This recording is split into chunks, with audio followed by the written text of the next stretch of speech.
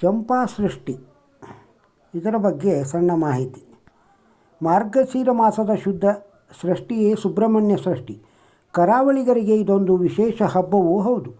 ಶಿವ ಹಾಗೂ ಪಾರ್ವತಿಯರ ಮಗನಾದ ಕಾರ್ತಿಕೇಯನು ಕುಮಾರಧಾರಾ ತಟದಲ್ಲಿ ನೆಲೆಯಾದ ಸ್ಥಳ ಕುಕ್ಕೆ ಸುಬ್ರಹ್ಮಣ್ಯ. ಈ ಸುಬ್ರಹ್ಮಣ್ಯ ಸೃಷ್ಟಿಯ ಹಿಂದೆಯೂ ಒಂದು ಪೌರಾಣಿಕ ಹಿನ್ನೆಲೆ ಇದೆ. ಸ್ಕಂದ ಸೃಷ್ಟಿ ಅಥವಾ ಸುಬ್ರಹ್ಮಣ್ಯ ಸೃಷ್ಟಿ ಮಾರ್ಗಶಿರ ಮಾಸದಲ್ಲಿ ಬರುವ ಈ ಸೃಷ್ಟಿ ಕುಕ್ಕೆ ಸುಬ್ರಹ್ಮಣ್ಯ ಸೃಷ್ಟಿ ಎಂದು ಪ್ರಸಿದ್ಧಿಯನ್ನು ಪಡೆದಿದೆ.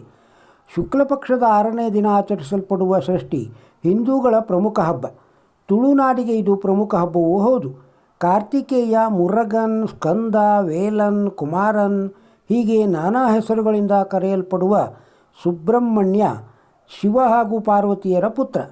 ಕುಕ್ಕೆ ಸುಬ್ರಹ್ಮಣ್ಯದಲ್ಲಿ ಆಚರಿಸಲ್ಪಡುವ ಪ್ರಸಿದ್ಧ ಚಂಪಾ ಸೃಷ್ಟಿಯ ಹಿಂದೆ ಪುರಾಣ ಕಥೆಯೊಂದಿದೆ.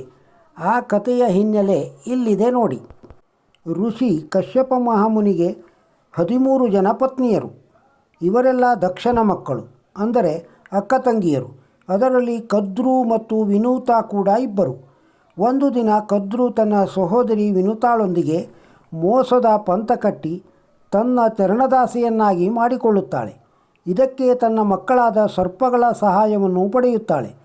ಅವರು ಒಪ್ಪದಾಗ ಅವರಿಂದ ವಚನವನ್ನು ಪಡೆದು ಗೆಲುವು ಪಡೆದುಕೊಳ್ಳುತ್ತಾಳೆ. ಇದು ವಿನುತಾಳ ಮಗನಾದ ಗರುಡನಿಗೆ ತಿಳಿದು ಹೋಗುತ್ತದೆ. ಆದರೆ ಕದ್ರು ತನ್ನ ತಾಯಿಗೆ ಸಮಾನಳ ಆಗಿದ್ದರಿಂದ ಅವಳಿಗೆ ಏನೂ ಮಾಡಲಾಗದ ಕಾರಣದಿಂದ ದ್ವೇಷ ಸರ್ಪಗಳ ಮೇಲೆ ತಿರುಗುತ್ತದೆ. ದ್ವೇಷದಿಂದ ಸಹಸ್ರ ಹಾವುಗಳನ್ನು ಕುಕ್ಕಿ ಮುಕ್ಕತೊಡಗುತ್ತಾನೆ. ಗರುಡನಿಂದಾಗಿ ಪ್ರಾಣಭಯದಿಂದ ಶೇಷ ಪಾತಾಳವನ್ನು ಸೇರಿಕೊಳ್ಳುತ್ತಾನೆ. ಅನಂತನು ವೈಕುಂಠದಲ್ಲಿ ಹರಿಗೆ ತಲ್ಪವಾಗುತ್ತಾನೆ. ನಾಗಗಳು ಶಿವನ ಕೊರಳು ಕೈಕಾಲುಗಳನ್ನು ಸುತ್ತಿಕೊಳ್ಳುತ್ತವೆ. ಕಾಳಿಯ ಅನ್ನುವ ಹಾವು ನಂದಗೋಕುಲದ ಯಮುನೆಯಲ್ಲಿ ಅಡಗಿಕೊಳ್ಳುತ್ತದೆ. ಹಾಗೆಯೇ ಶಂಖಪಾಲ, ಭೂಧರ, ಅನಘಾದಿ ಸರ್ಪಗಳು ಒಂದೊಂದು ಕಡೆಯಲ್ಲಿ ಅಡಗಿಕೊಳ್ಳುತ್ತವೆ. ವಾಸುಕಿ ಅನ್ನುವ ಮಹಾಸರ್ಪವೊಂದು ಗರುಡ ಭಯದಿಂದ ತುಳುನಾಡಿಗೆ ಓಡಿಬರುತ್ತದೆ. ತುಳುನಾಡಿನ ತಪ್ಪಲಿನ ಸಹ್ಯಾದ್ರಿ ಮಡಿಲಿನ ಧಾರಾ ನದಿಯ ಪಕ್ಕದಲ್ಲಿ ಇರುವ ಬಿಲದ್ವಾರ ಅನ್ನುವ ಗುಹೆಯಲ್ಲಿ ಅಡಗಿಕೊಳ್ಳುತ್ತದೆ. ಇದು ಹೇಗೋ ಗರುಡನಿಗೆ ತಿಳಿದು ಹೋಗುತ್ತದೆ. ಘನಘೋರ ಯುದ್ಧವಾಗುತ್ತದೆ. ವಿಷಯ ತಿಳಿದ ಇವರೀರ್ವರ ಅಪ್ಪನಾದ ಕಶ್ಯಪ ಓಡೋಡಿ ಬಂದು ಯುದ್ಧವನ್ನು ತಡೆಯುತ್ತಾನೆ. ಮಹಾಶಿವಭಕ್ತನಾದ ವಾಸುಕಿಯಿಂದ ಹಲವು ಲೋಕ ಕಲ್ಯಾಣ ಕೆಲಸವು ನಡೆಯಬೇಕಿರುವುದನ್ನು ಗರುಡನಿಗೆ ಹೇಳುತ್ತಾನೆ.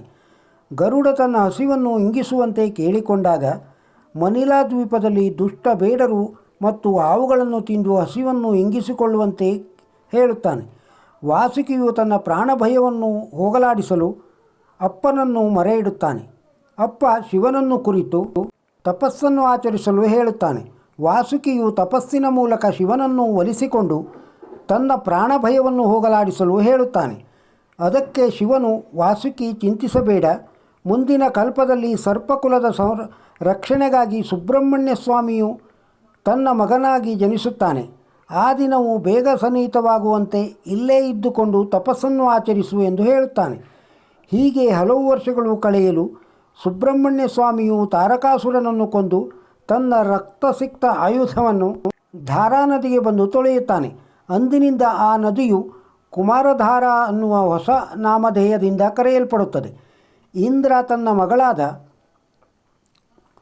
ದೇವಸೇನೆಯೊಂದಿಗೆ ಓಡೋಡಿ ಬಂದು ವಿವಾಹವಾಗುವಂತೆ ಪ್ರಾರ್ಥಿಸಿಕೊಳ್ಳುತ್ತಾನೆ.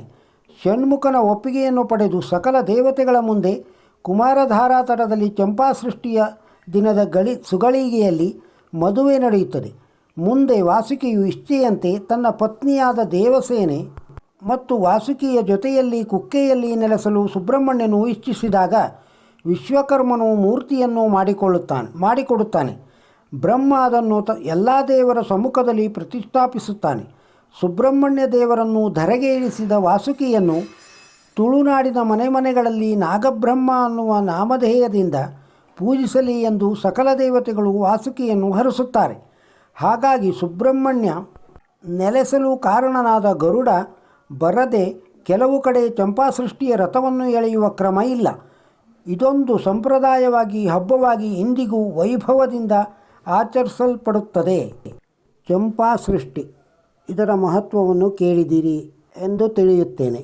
ಈ ವಿಡಿಯೋ ನಿಮಗೆ ಇಷ್ಟವಾಗಿದ್ದರೆ ಒಂದು ಲೈಕ್ ಕೊಡಿ. ಇದನ್ನು ಇತರರಿಗೂ ಶೇರ್ ಮಾಡಿ.